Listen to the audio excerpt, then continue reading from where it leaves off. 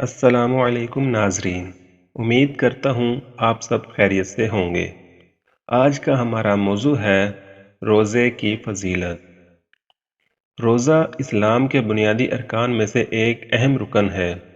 اللہ رب العزت نے فرمایا، اے ایمان والو، تمہارے اوپر روزے فرض کیے گئے ہیں جیسا کہ تم سے پہلی امتوں پر بھی فرض کیے گئے تھے تاکہ تم متقی بن جاؤ۔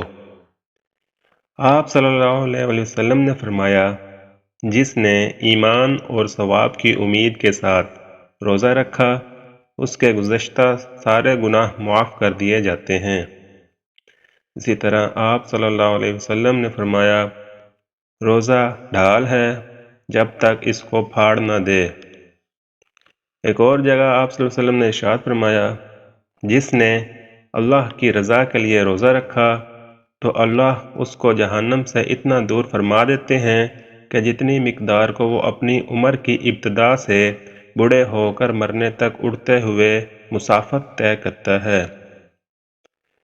آپ صلی اللہ علیہ وسلم نے فرمایا، روزہ اور قرآن سفارش کریں گے اور ان کی سفارش قبول کی جائے گی۔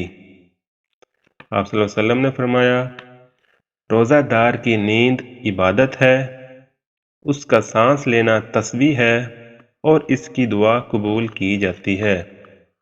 آپ صلی اللہ علیہ وسلم نے فرمایا کہ جنت ماہ رمضان کے لیے شروع سال سے آخر سال تک سجائی جاتی ہے اور حوریں بھی روزہ داروں کے لیے شروع سال سے آخر سال تک سجائی جاتی ہیں۔ آپ صلی اللہ علیہ وسلم نے فرمایا، جنت میں ایک دروازہ ہے، اس کا نام ریان ہے، اور قیامت کے دن اس سے صرف روزہ دار داخل ہوں گے۔ کہا جائے گا، روزے دار کہاں ہیں؟ پھر وہ کھڑے ہو جائیں گے، اور جب روزہ دار اس دروازے سے داخل ہو جائیں گے تو دروازے کو بند کر دیا جائے گا۔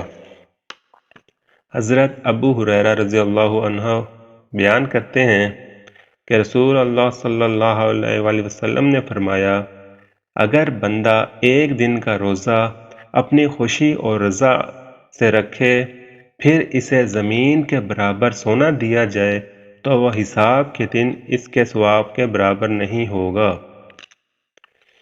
اسی طرح روزے کی فضیلت کے بارے میں بیان کیا ہے کہ روزے کی ایک فضیلت یہ ہے کہ روزے دار کے پچھلے تمام گناہ معاف کر دیے جاتے ہیں۔ حضرت ابو ہریرہ سے مروی ہے، حضور اکرم صلی اللہ علیہ وسلم نے ارشاد فرمایا، جس نے ایمان اور احتساب کے ساتھ رمضان کے روزے رکھے، اس سے پہلے کے تمام گناہ معاف کر دیے جاتے ہیں۔ اسی طرح روزے دار کے لیے حضور صلی اللہ علیہ وسلم نے خوشخبری بیان کی ہے۔ حضور صلی اللہ علیہ وسلم نے ارشاد فرمایا، روزے دار کے لیے دو خوشیاں ہیں، ایک افطار کے وقت اور دوسری خوشی اپنے رب سے ملاقات کے وقت۔ تو ناظرین، اگر آپ کو ویڈیو پسند آئی تو ویڈیو کو لائک اور چینل کو سبسکرائب کر لیں تاکہ آپ کو ہماری آنے والی مزید ویڈیو پہنچ سکیں۔ شکریہ، اللہ حافظ۔